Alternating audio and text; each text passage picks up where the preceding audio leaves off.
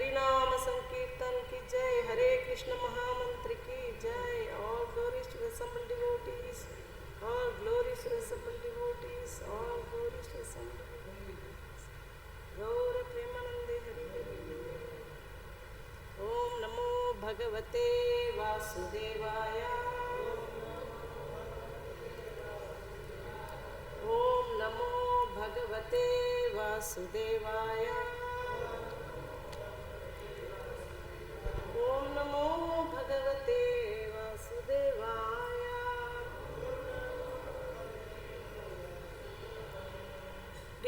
Reading from chapter 5, which is entitled Karma-yoga, Action in Krishna Consciousness. Verse number 2.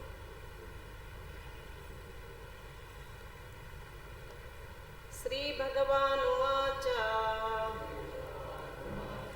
sannyāsaḥ karma-yogaśya niḥśreyasa-karau ubhau tayoḥ karma-sannyāsāt karma-yogo viśiṣyate. śrī-bhagavān uvāca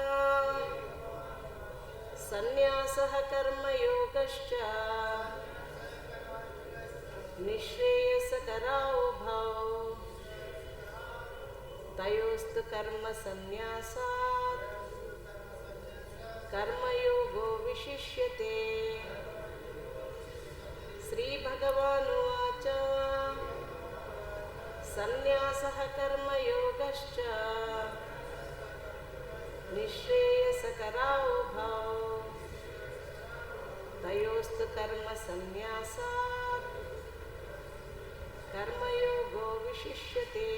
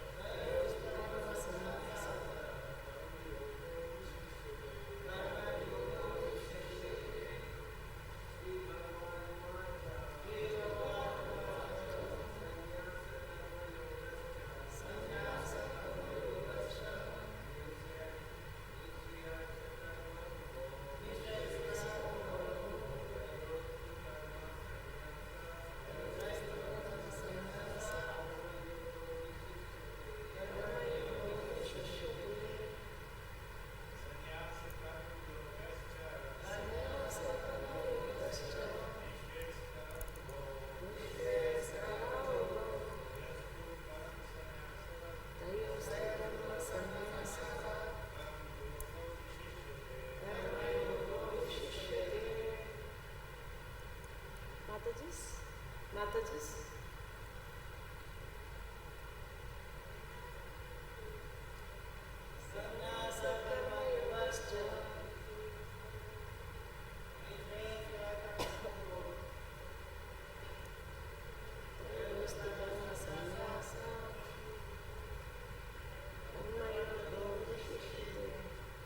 Śrī-bhagavān uvāca. The Personality of Godhead said, sannyāsaḥ, renunciation of work, karma-yogaḥ, work in devotion, cha, also, niḥśreyasa-karāv, leading to the path of liberation, ubhau, both, tayoḥ, of the two, but, karma-sannyāsāt, in comparison to the renunciation of fruitive work, karma-yogaḥ, work in devotion, viśiṣyate, is better. The Personality of Godhead replied, the renunciation of work and work devotion are both good for liberation.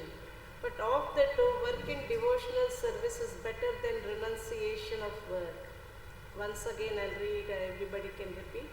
The Personality of Godhead replied, the renunciation of work and work in devotion are both good for liberation. But of the two, work in devotional service is better than renunciation of work. Purport by His Divine Grace. Fruitive activities seeking sense gratification are cause for material bondage. As long as one is engaged in activities aimed at improving the standard of bodily comfort, one is sure to transmigrate to different types of bodies, thereby continuing material bondage perpetually. Śrīmad-Bhāgavatam 5.5.4-6 confirms this as follows. Nūnam pramattah kurute vikarma yadindriya pritaya prunoti nasādhu manniyata atmanoyam ashannapi kleshada sudeha parabhavastavad bodhajato yavanna jignāsata atmatattvam yavat kriyastavadidam mano vai karmatmakam mena sharira bandhaha evam manah karma vasham prayunkte avidyayatmanyam upadhiyamane pritirna yavan mai vasudeva namuchyate deha yogena tavat. People are mad after sense gratification and they do not know that this present body, which is full of miseries, is a result of one's fruitive activities in the past. Although this body is temporary, it is always giving one trouble in many ways. Therefore, to act for sense gratification is not good. One is considered to be a failure in life as long as he makes no inquiry about his real identity. As long as he does not know his real identity, he has to work for fruitive results for sense gratification. And as long as one is engrossed in the consciousness of sense gratification, one has to transmigrate from one body to another. Although the mind may be engrossed in fruitive activities and influenced by ignorance, one must develop a love for devotional service to Vasudeva. Only then can one have the opportunity to get out of the bondage of material existence.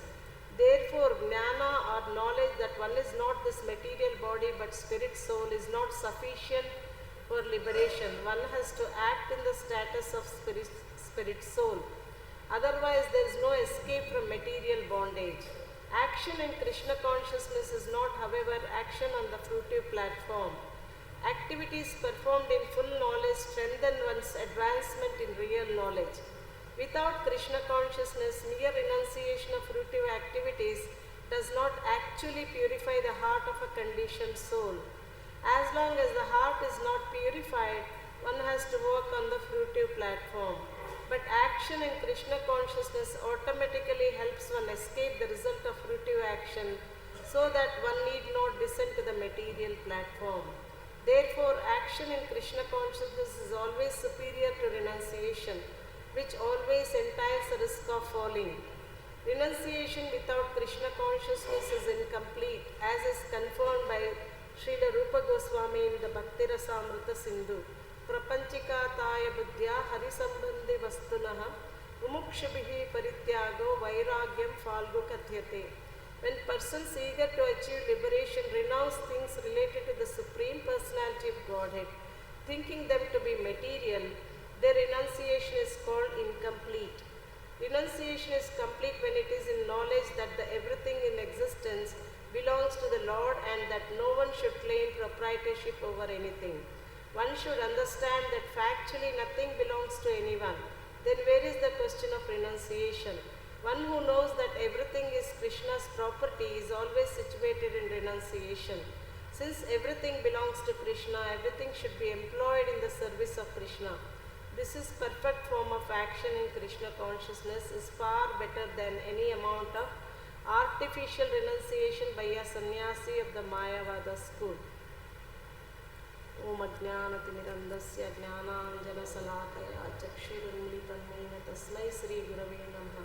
Sri Chaitanya Manobhishtam Sthapitam Nena Bhutale Swayam Rupa kada mahyam dadati swapadantikam.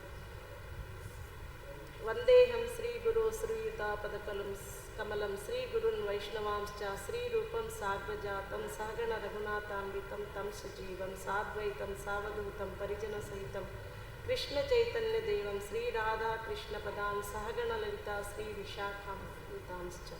He Krishna Karuna Sindhu Deenabandhu Jagatpate Gopesh Gopika Kanta Radha Kanta Namostute Tapta Kanchana Gaurangi Radhe Vrindavaneshmari Vishabhanasute Devi Pranamami Hari Priye Vancha Kalpatarubhyascha Kripa Sindhubhyevacha Patitanam Pavanebhyo Vaishnavebhyo Namo Namaha Jaya Sri Krishna Chaitanya Prabhu Nityananda Shri Advaita Gadadhara Shrivasadi Gaura Bhaktarunda Hare Krishna Krishna Krishna Hare Hare Hare Ram Rama Rama Hare Hare.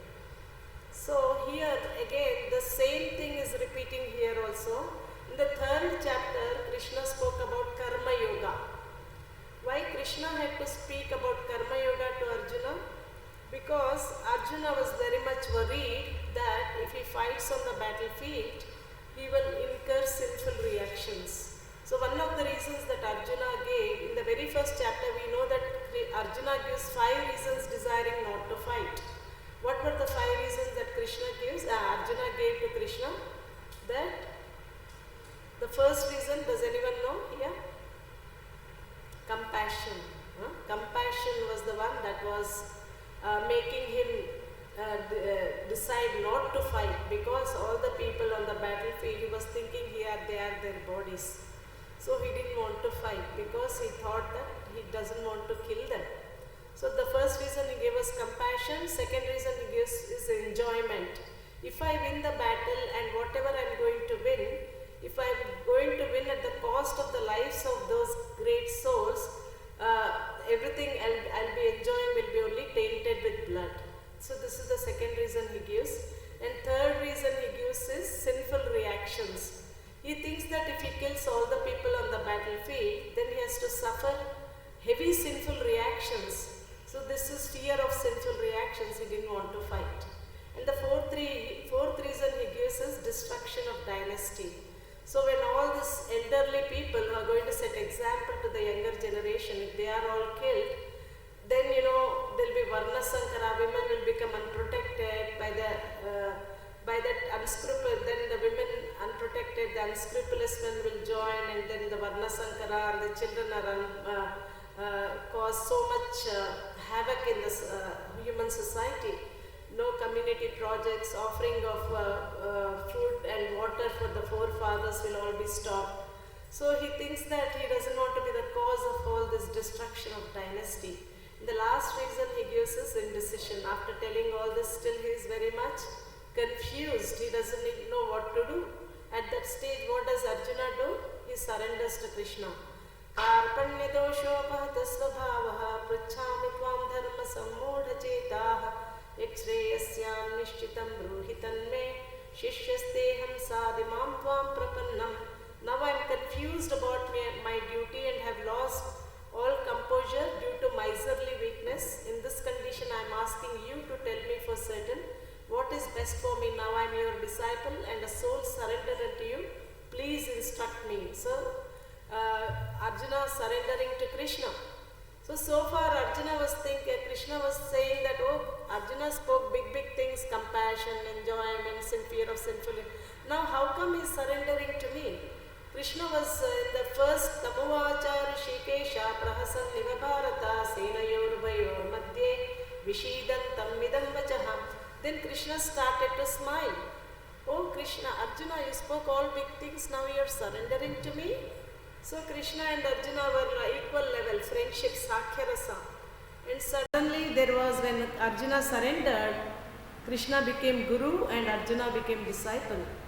And then of course Krishna begins to chastise Arjuna, saying that Ashocyanam vashochastvam prajnavadanscha bhashase gatasunagatasanscha nanushocanti pandita. While speaking learned words, you are mourning for what is not worthy of grief. Those who are wise lament neither for the living nor for the dead. So Krishna is telling to Arjuna that You don't know who you are, Arjuna, but you are talking like a big pandit. You don't know what is your true identity, and you are talking like pandit. Of course, Arjuna said that his fear of sinful reactions. So why is Arjuna's fear of sinful reactions? Because Krishna is telling him to fight, right? Then there is no reaction. He is not able to understand that. If he is acting out of his own accord, then he has to face sinful reactions.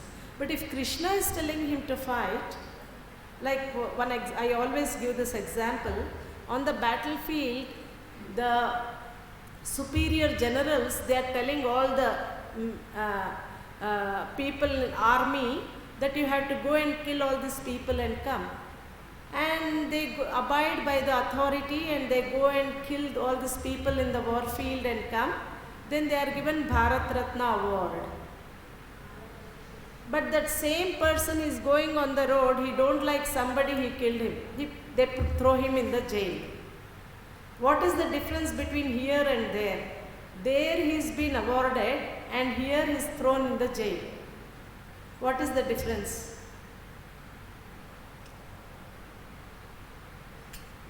What is the difference?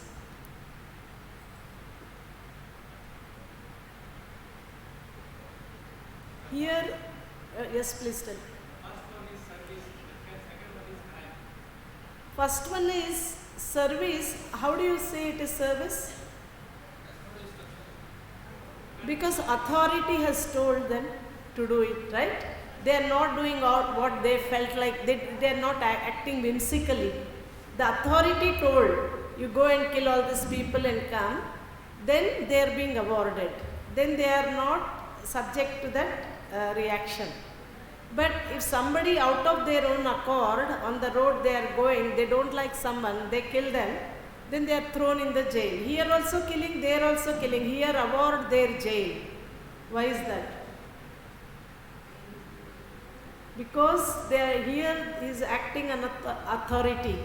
The general told you go and fight and kill all these people. Here, doing out of his own accord, according to his whimsical action. So that is why he is put in the jail. Why I am telling this example is because Krishna is telling Arjuna to fight, then whatever action Arjuna does, that will not have any reaction. But if Arjuna out of his own accord, without Krishna telling him, he doesn't like someone, if he kills, then he has to face the reaction. Same thing for all of us. If we act anything for our own sense gratification, then we get reaction to that. But that same action, when we do for the pleasure of Krishna, that same action that causes us bondage and perpetually we suffer, come repeated birth and death, that same action, when done for the pleasure of Krishna, that same action liberates us, will free us from that reaction. So this is a very important thing to understand. What is that? What is the art of doing work? So Krishna tells in the 3rd chapter, the nature of the soul is to be active. We cannot be inactive at any point in time. Even while sleeping, we are dreaming, we are getting so many things. So the nature of the soul is to be active. We cannot be inactive. So because we have to nature of the soul is to be active, we have to act. We cannot not act. But what activities will bind us and what activities will liberate us? That is where we have to use our intelligence. That is called Buddhi Yoga. Krishna is telling very nicely in the 2nd chapter what is Buddhi Yoga. Acting, doing the same activity, like the same activity that causes us bondage in this material world, when done for the pleasure of Krishna, that will liberate us. Yajnarthat karmanonyatra lokoyam karma bandhanaha tadartam karma kaunteya mukta sangha samachara. In the 3rd chapter, 9th verse, Krishna very nicely tells, work done as a sacrifice for Vishnu has to be performed. Otherwise, what happens? Work causes bondage in this material world. So whatever activities we do for our own sense pleasure will cause us bondage in this material world. What happens? Again we have to come back to this material world. If you have done good, then we have to come to face good reactions. If you have done something bad, then we have to come to suffer those reactions. But what is the best art of doing work? Every activity that is connected in Krishna consciousness. Anyway we are doing, Krishna says, yat karoshi yadashnashi yajjuhoshi dadasi yat tapashyasi kaunteya tat kurushva madarpanam. Whatever you do, whatever you eat, whatever you offer or give away, and whatever austerities you perform, O son of Kunti, do that as an offering to me. We are all eating, right? So we have to eat to survive. So whatever we cook, we offer it to Krishna and then eat. Then we are released from the sin. Krishna says in 3rd chapter 13th verse, Yajnasista sinaha santo muchyante sarvakil vishay bhunjate te tvagam papa ye pachantyatma karanat. The devotees of the Lord are released from all kinds of sins because they eat food which is offered first for sacrifice. Others who prepare food for personal sense enjoyment verily eat only sin. If I make something for my own sense gratification and enjoy, then I am eating only sin. But if I offer whatever I cook, I offer that to Krishna with love and devotion. Patram pushpam phalam toyam yo me bhaktya prayachati tadaham bhaktyupahrutam ashnami prayatatmanaha. If one offers me with love and devotion a leaf of flower, fruit or water, I'll accept it. So when we offer it to Krishna, that becomes free from reaction. So same thing, whatever we do, whatever we do, anyway we are, the nature of the soul is to be active, we have to act. When we act, do that activity for the pleasure of Krishna, then no reaction for that. And guess what? Even we feel very, very happy in that activity. If we do anything for our own pleasure, we will not be so happy.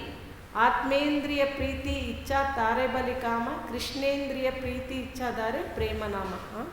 Whatever we do for our own sense pleasure, it is called kama, lust. The same activity we do for the pleasure of Krishna, then it is called prema. So this is the whole art of doing work. So here in this chapter, Arjuna is asking this very important question, working or renunciation. They both seem to be very incompatible.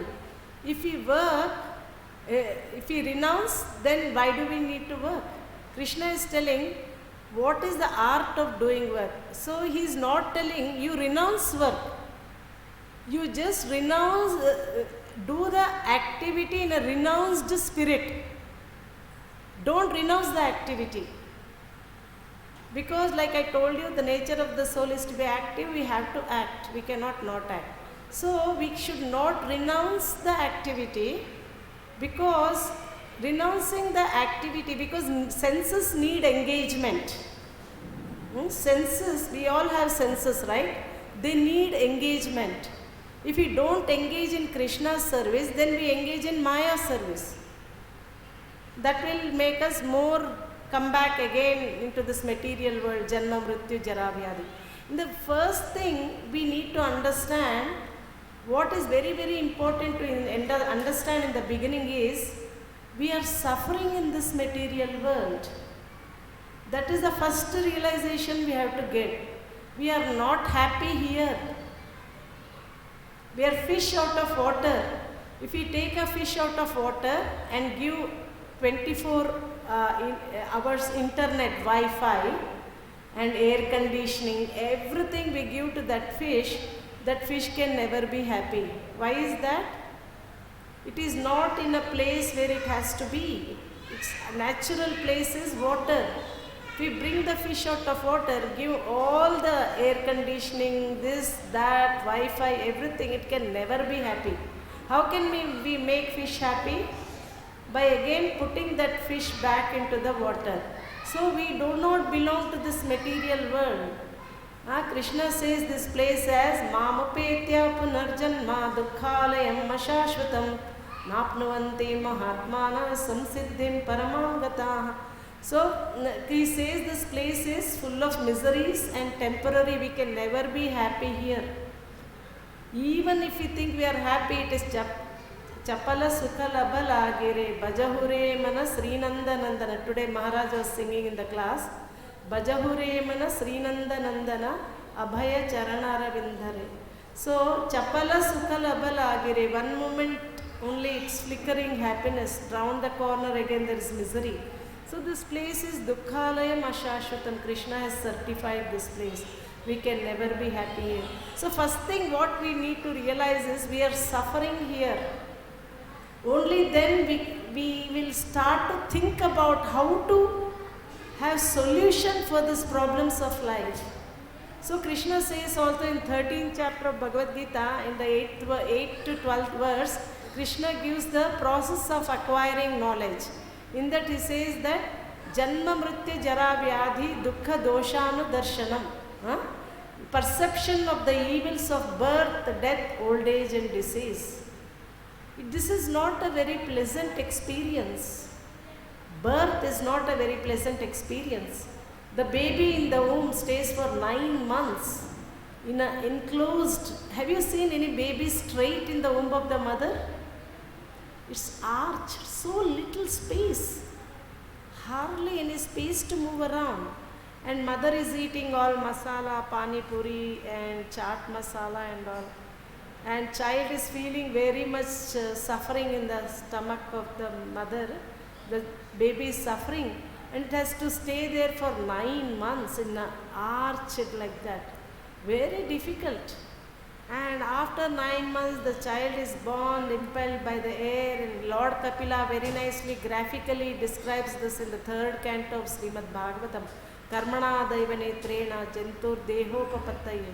How this living entity prepares his own tailor-made body according to his desires. He is preparing his own body. In this body we are preparing our next body. Life is a preparation, death is an examination. So we are preparing our next body in this body. So that is why we have to understand the evils of birth, death, old age and disease. And death is such a very painful situation. The same even in Lord Kapila teachings. A man is dying, he is able to see the Yamadutas, but all his relatives, they are all lamenting, but they don't know what he is going through. He is getting so scared, he is passing stool and urine in the bed like that. So scary. That is the death experience. One scorpion biting itself is so painful. Millions of scorpions biting at one time. What is the experience like? That is death. And old age. Old age is the hardest out of all actually. So that is the old age and disease, of course. All these things, that is why we have to take this very, very seriously. The child in the womb prays to the Lord and never want to enter into the womb of the mother ever again. After experiencing the intricacies of this birth, the child is praying to the Lord, I do not want to enter into the womb of the mother ever again. But again coming out, happy birthday to you. Happy birthday to you. So this is the whole, then once the child comes out, forgets everything what I thought in the womb of the mother. So like that, this is fruitive activities is the cause of the bondage. Again we have to come repeatedly. So we have to be very, very intelligent and take to this Krishna consciousness very seriously. And here not be too much, like here it is said, Rishabhadev is telling, Nayam deho deha bhajanra loke kastan kaman arhate vidbhujamye tapo divyam putrakena sattvam chuddhi yasma brahma saukyam tvanantam. He is telling that of all the bodies living entities will get, the human body is very, very rare. Please do not use this human body for sense gratification. Because in any form of life, you will automatically get that. Why do you want to endeavor so hard for that? It is automatically you get, just like winter and summer, how they distress, how it comes out of, will it invite, do we have to invite distress? It will come. Similarly, one should not use our hard-earned human energy for earning more and more and developing this sense gratification. Work hard day and night for this. Use that same thing for developing Krishna consciousness. That way your time and energy in life is very nicely dovetailed, and even now you can be very happy, and in the future also you will get Brahma Saukyam Tvanantam. Like Tapo Divyam Putrakayena Sattvam. This human form of life is meant for austerity, not to work day and night hard for earning money. Unfortunately, how much ever we accumulate, at the time of death, we have to leave everything and go. This is where we have to be very intelligent in thinking that what is eternal and what is temporary. Where I am going to use my valuable human energies, which I am going to take with me when I leave. When we leave, we have to take with us. That is where the energies have to be dovetailed.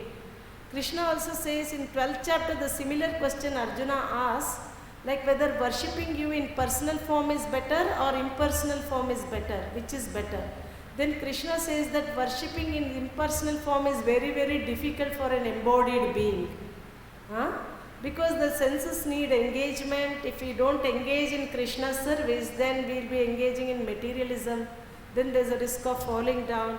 So all this risk is there. Then Krishna says that Eta sarvani karmani mayi sannyaśya matparaha ananyenaiva yogena mam dhyayanta upasate teshamaham samuddharta mrityu samsara sagarat bhavami nachirat partha maya veshita chetasam.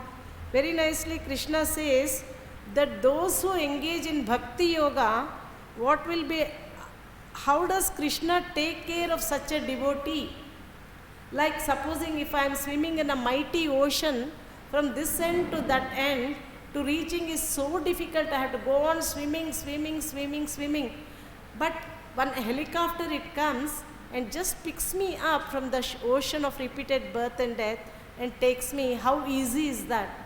So Krishna takes charge of his devotee who is completely immersed in his service. He says, Etu sarvani karmani mayi sannyaśya matparaha ananyenaiva yogena mam dhyayanta upasate teshamaham samuddharta mrityu samsara sagarat bhavami nachirat partha maya veshita chetasam.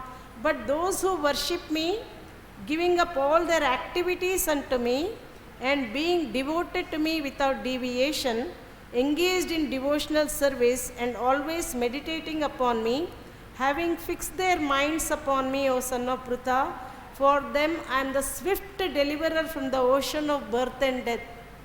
Krishna is telling, how nice. He will quickly release one from this ocean of birth and death. In the purport it is written here that, 1 minute.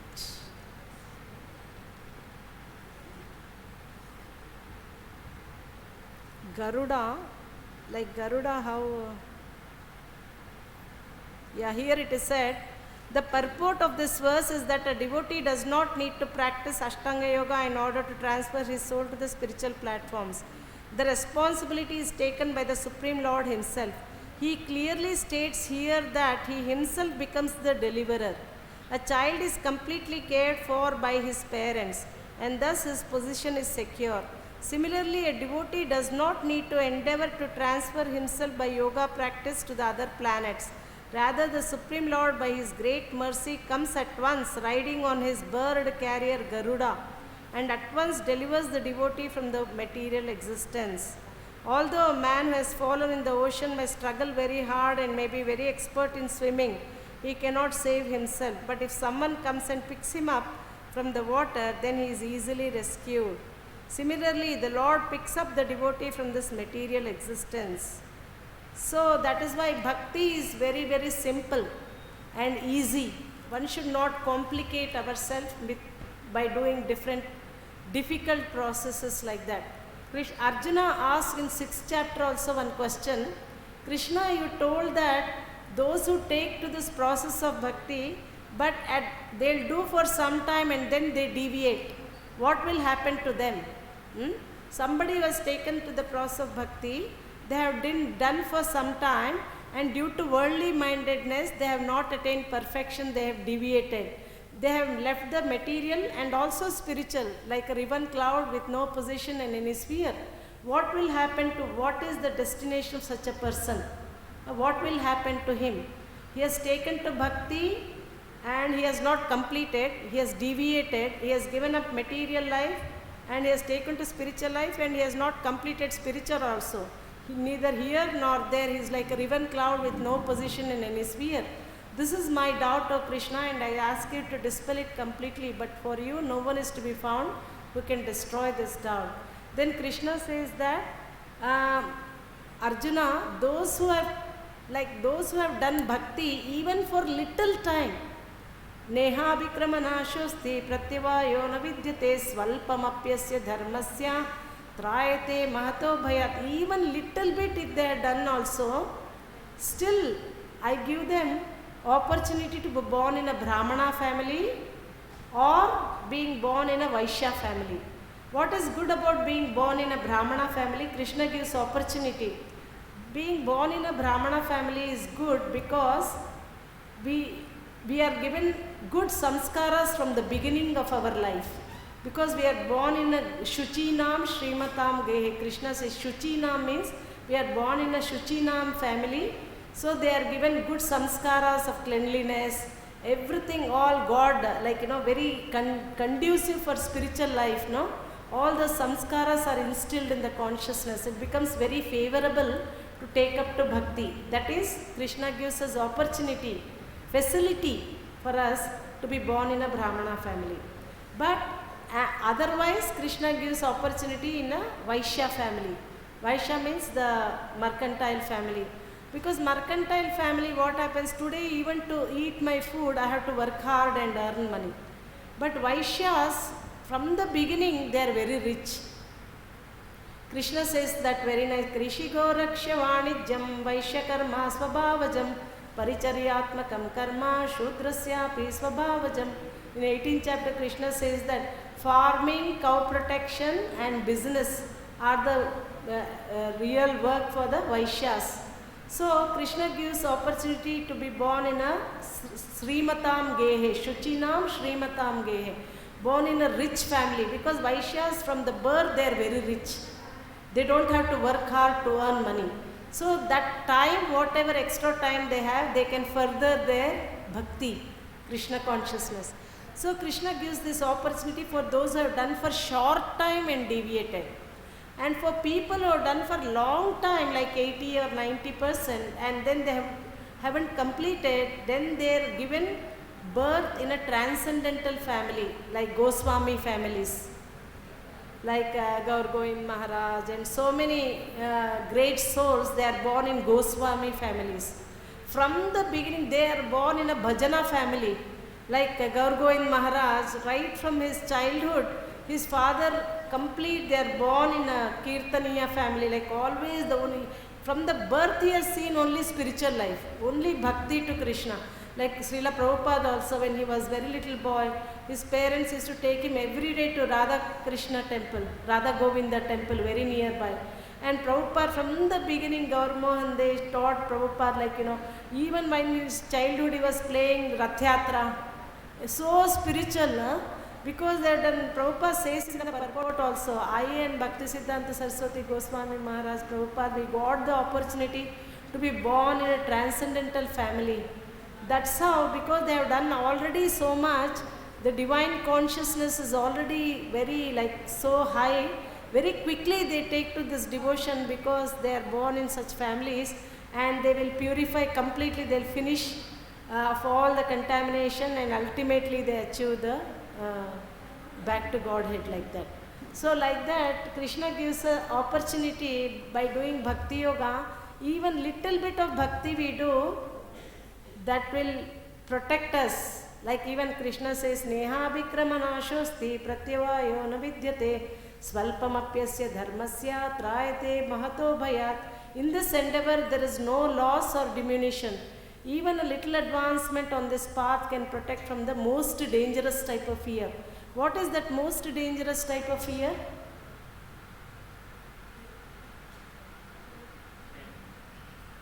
What's that? Of course, death is there. Death is there. But what is the most dangerous type of fear? We all have human form of life now, right? What is the most fearful thing for us? Yeah, losing our human form. Because human form is very rarely attained. All the temporary, like Prahlad Maharaj says, Kaumara charit pragno dharman bhagavataniha durlabham manusham janma. Very rarely attain human form of life. The same lecture, if I go and give in the zoo, do you think the animals will be able to understand? Certainly not, right? That's why human form of life is very, very special. Prahlad Maharaj says, human form of life affords one a chance to return home back to Godhead. There is no other form that gives us that opportunity of going back to Godhead. That is why retaining this human form of life is very, very important. Krishna says, even in this endeavor, there is no loss or diminution. Even little advancement on this path can protect one from the most dangerous type of fear. What is that? Falling into lower species of life. Very, very unfortunate. Even Bharat Maharaj, he was in a bhava stage. Can you imagine? He was in bhava stage.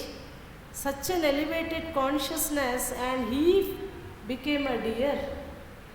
Krishna says, Yam yam vapi smaran bhavam tijantyante kalevaram tam tamevaiti kaunteya sada tad bhava bhavitaha. Whatever state of being one remembers when he quits his body, that state he'll attain without fail. It is by whatever the cumulative thoughts of our life, whatever we think most of the time in our life, that will be stored in our consciousness here. At the time of death, that will flash. That we will remember. Whatever we think. Like Bharat Maharaj, unfortunately he left all the palace, the kingdom, the entire Bharat Varsha got the name because of Bharat Maharaj. So great king, he had everything. And he left everything in the prime time of his life. And he went to dedicate himself in God realization. Unfortunately, he got attached to this deer. He thought that if I don't take care of this deer, it is going to be eaten by all the animals in this forest. So, misplaced compassion. Misplaced compassion. 3 Bharatas. What is that? King Bharata, Dear Bharata and Jada Bharata, 3 lifetimes. But he learnt a perfect lesson. Perfect lesson. One mistake, learnt a perfect lesson. He knew what caused him this fall down. He was very, very careful. Association is so important. That will mold our consciousness. Krishna says, Sangat sanjayate kamaha kamat krodho vijayate. The association we keep, that is what will open the liberation, doors of liberation. It says that association with the elevated souls, pure devotees, opens the doors of liberation. That same association if we keep, Chaitanya Mahaprabhu told, even living in a cage of tigers and lions is not so dangerous.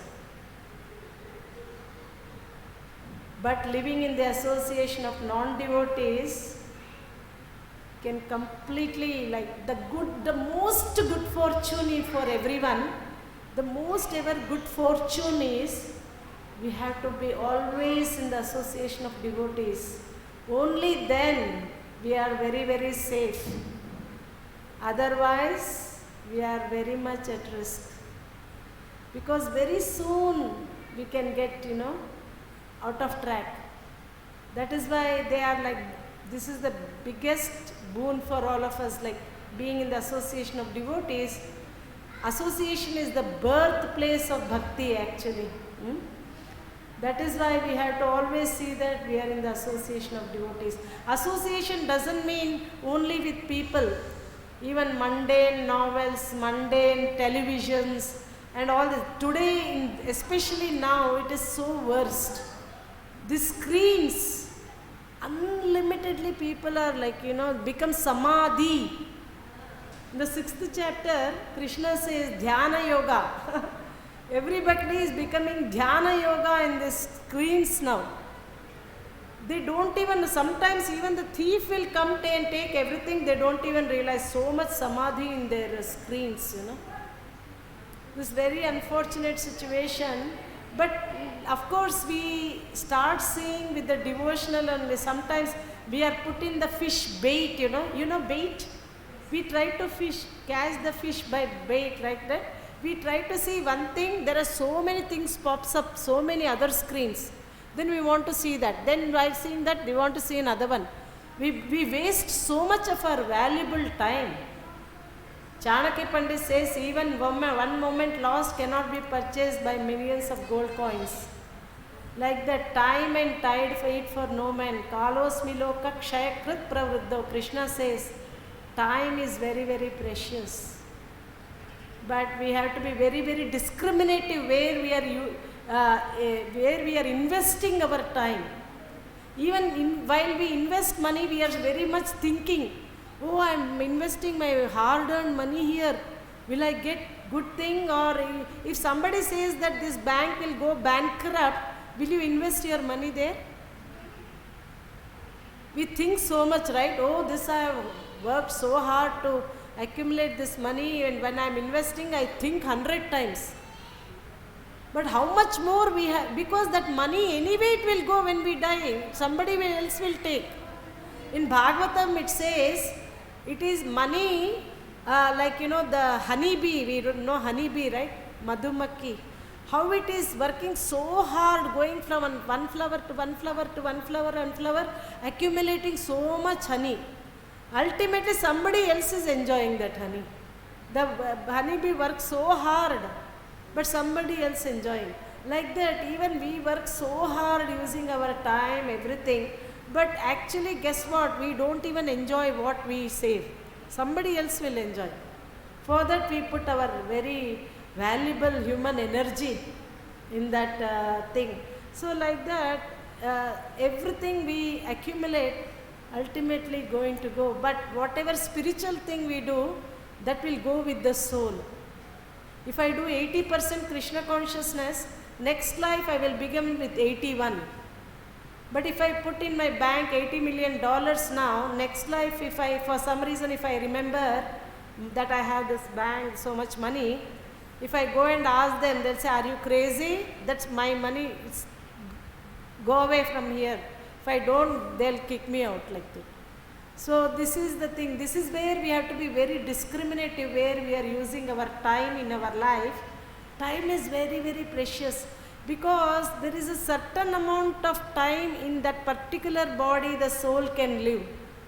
After that time, Krishna says, Mrityu sarva haraschaham. Krishna comes and in the form of death, he comes and takes us everything.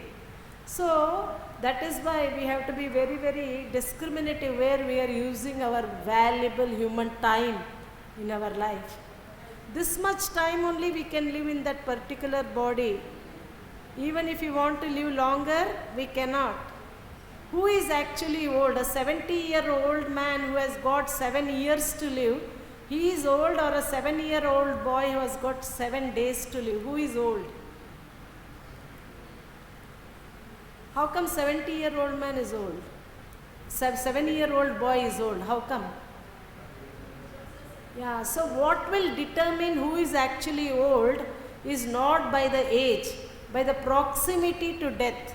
How close we are to death, that will determine who is actually old, right? Many a times we think that, oh, I am still young, still I have time in my life. Where is the time? Any minute anything can happen. So that is why we are like a water bubble on a water, any time it might pop. That is our situation. So we cannot aram say, like if the house is on fire, do we sit aram say like this, or what do? We run outside, right? We want to save ourselves. This material world, 4, 5, what do we sing?